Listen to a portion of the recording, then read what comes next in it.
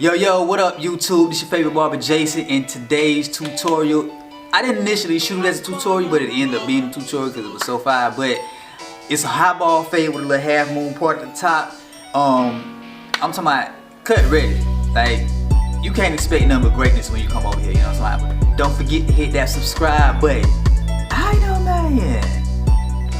To start this haircut, I'm going to use my wall magic clip with the lever all the way closed. Alright, I'm going to figure out where in the back I'm going to start this blend. Alright, so once I figure that out, I'm going to go all the way back to the front of the hairline and meet the line in the back, so I won't run into the problem of having the blend start too high and need to fix it later, because you don't want them problems, trust me. And next you're going to pull out your liners. I use the Andis Lithium Pro LIs because they're cordless and they very mobile. Alright, what I'm going to do is bald out underneath where this first guideline is. When I get to where the hair is, I'm going to flick out, right? So you don't want to leave a hard line, so you just keep flicking out. In person you can see it, but I don't know if you can catch it on camera and see it as well, but you'll see where the blend starts to happen.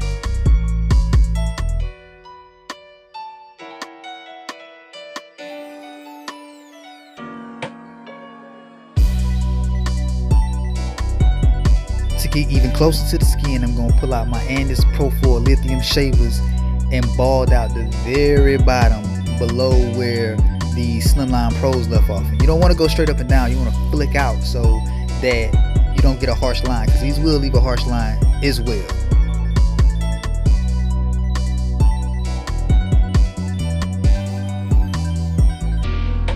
This is the part where you're going to need a little more finesse. I got my one guard on, the lever is all the way closed, and I'm paying close attention the direction of the hair growth, the grain we would call it. Pay attention to that really close, because you want to cut the hair in a fashion to where you're going with the hair growth, so that you don't leave a gap or a spot in the scalp that's too close in the surrounding area, and you're gonna have to fix that later, and it's gonna be a harder problem to figure out. So make sure you're paying close attention to the grain of the hair when you cut. And when I bring the client's hair down to the desired length, I thoroughly go over it to make sure each hair is even, because that's going to leave a cleaner cut at the ending result.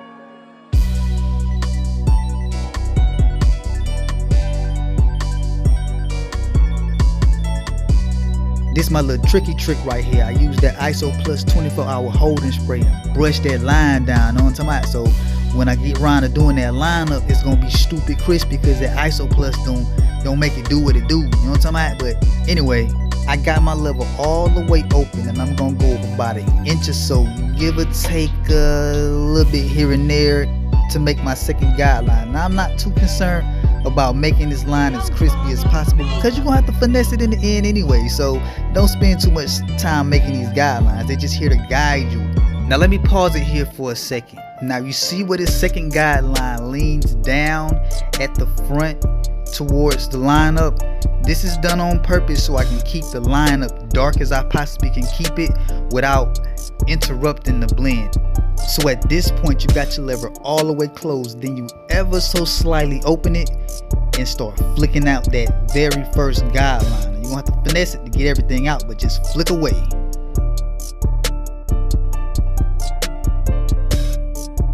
I slap my one guard on that guy, and I open the lever all the way up, and I flick out at the ridge. The ridge is the point where the horizontal and the vertical bar of the lineup meet. Now you're gonna flick out at this ridge all the way around the client's scalp. I close the lever and I start flicking at the very bottom of that second guideline. Now keep in mind, it's not gonna get it all the way out, but it's gonna start that blending blurry process, you know what I'm talking about, that wrist work. I'm gonna close the lever halfway and flick out halfway between the ridge and the very bottom of the second guideline. You're gonna start seeing it get a little blurry, you know what I'm talking about, that wrist work.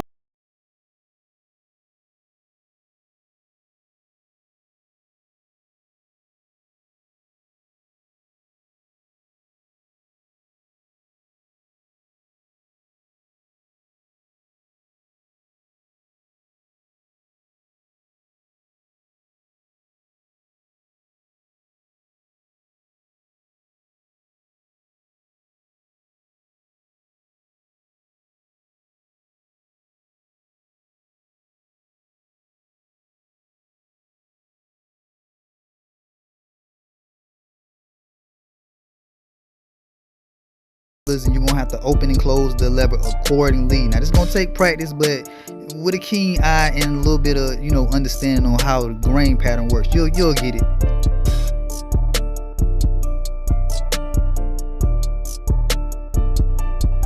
Some barbers like to keep it at this stage and call it a blend, and that's fine, but I take mine's a little further. So I put my one back on, and just like my zero guard, I do a little trigger play until I can get a cohesive blend evenly all the way from the very first guideline all the way to the ridge. I think I got OCD or something, but everything gotta be perfect. Then I flip the clipper over with the lever all the way closed and go with the grain. It just makes that transition that more easier. You know what I'm talking about? Like, that guy look clean, but I ain't finished just yet. Cause I take my magic clip with the lever halfway to all the way open, and I start to picking at individual hairs. I like to call this my etch-a-sketching. You know what I'm saying? Y'all remember the etch-a-sketches? Tell me y'all remember the etch-a-sketch. But I etch-a-sketch the hair out, and it's basically detailed cleanup work. I usually do this around the entire scalp, but for the purpose of this video, I just did this one side so you know it wouldn't take so much time going around the whole head. I want to give you as much value as I possibly can. This is another one of my little tricks. I got my ISO Plus foaming wrap lotion. Could use mousse, but I like the wrap or set lotion better because it gives it a better hold. To each its own. If you or your barber takes this step, I like to take this extra step because it lays the hair down the way it naturally would lay down and holds it there. So when I brush this in, you're gonna see the difference. It also gives it a little sheen too.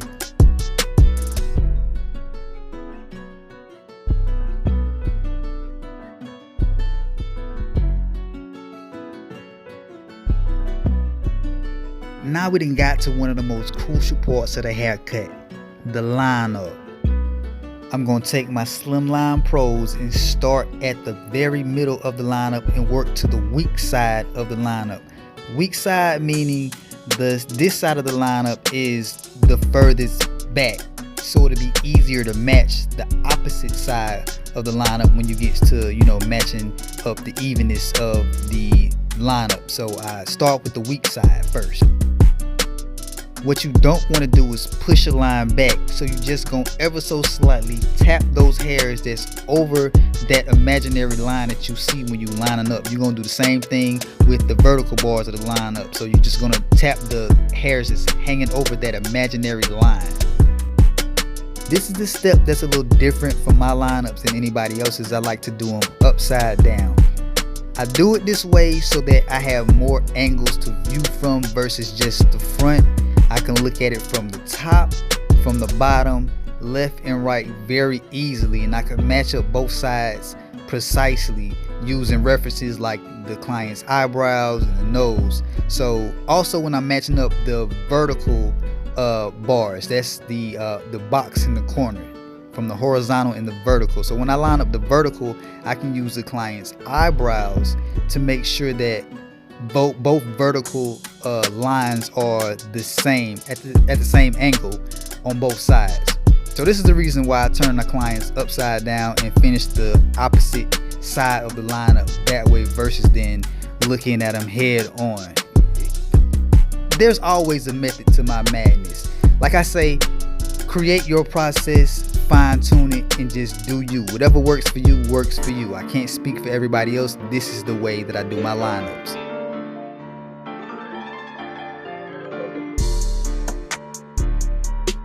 This is where we're going to use that razor. Always use a fresh razor for each client. I'm going to stretch the skin and slowly pull the razor back to that line. I'm going to do the same with the top. Pull the skin back and slowly pull the razor to that line. Don't apply pressure to the actual razor, just let the razor do its work. Just pull the skin so the razor won't skip. If the razor skips, you're going to be more likely to cut the client, so keep in mind to stretch the skin in the opposite direction you're pulling the razor. After I apply the ISO Plus 24-hour holding spray, I'm going to brush the client's head until it dries. Make sure it dries. And then I'm going to envision the final design on the client's actual head and I trace it.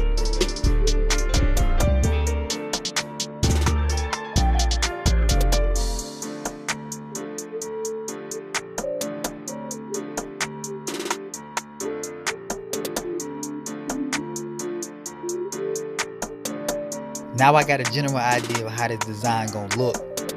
I'm gonna use some shave gel and hit it with that razor. I'm gonna hit that guy hard. You know what I'm talking about? It's two things to a line. You have the razor line, and then you gotta take into consideration the hairs that fall over that razor line. So I'm gonna go ahead and hit it with that razor so I can go ahead and have that line set up. So then after I brush the client's hair again with the shave gel going, then I can start attacking those hairs that hang over that razor line. And that's how you're gonna get that sharp line. So now that the shave gel gone, I'm gonna brush the hairs into place, and I'm gonna take my liners and I'm gonna start etch-a-sketching this line. I like using that word for some reason, but I'm start etch-a-sketching this line. Doing designs or lines, curved lines, straight lines are simple, but curved lines, it's a process. You're not gonna just zip through it because the client's hair is gonna fall in a different grain direction. So you're gonna have to take into account to that as well. So you're gonna have to use the corner or not necessarily the whole blade, because you're never gonna use the whole blade when you're doing like anything curved. But you're gonna have to figure out how you're gonna get the corner of that blade. That's why a T-blade is so important. How you gonna get that blade into that, small area. And now I'm gonna go back in and hit it with that razor again to make sure that line that I, cut the hair off from is completely even. Because if it's not, it could have a nice shape to it, but it won't be as sharp as it could be. So that's why I say this whole process takes some time. You're not just gonna, snap the razor up there or the liners up there and pop bang boom and it's gonna be finished. You know what I'm saying? Unless you don't care, which that's not my steez. I care. So now I'm gonna lightly dust the area with some hair fibers. I'm using Topic Black. And after I lay the hair fibers down, I'm gonna spray it again with some ISO Plus holding spray. I'm gonna go back in and touch up the vertical bar with some hair fibers as well, because we don't want to leave those out. And then I'm gonna go back in and stretch the skin once again. Be mindful, stretch the skin. And I'm gonna use the heel of the blade in this area and sharpen up the line. What the hair fibers do is not making the cut, it's gonna enhance it. That's why they're called enhancements. So you're gonna push those fibers to the line, to that razor line, and that's what's going to make the line pop. Now, there's been a lot of controversy going around about using enhancements, but all I have to say about it is that if your client want it and you don't have it, they're going to get it from somebody else. So why not learn to use it? And you gotta keep up with the industry, because if you don't keep up with the industry, you're gonna get left behind. Then your client's gonna leave your ass behind. So just keep up with what's in the now, and you'll be all right. Of course, you're gonna practice and keep practicing your craft to make it better and better, but keep up with the industry. I'm telling you, because if you don't, that's just like anything else. I know you see the time and the craftsmanship going into this haircut, especially when I polish it off with my Andis Pro 4 lithium LIs to make sure I get all them little roach legs and them splinter guys up there. This the product. I appreciate you for staying with me to the end, and while you here, go ahead and hit that like and subscribe button. Don't you know that feeling you get when you get out the barber chair and you wait for somebody to say something like, dang, your haircut fire? You be like, I know, man.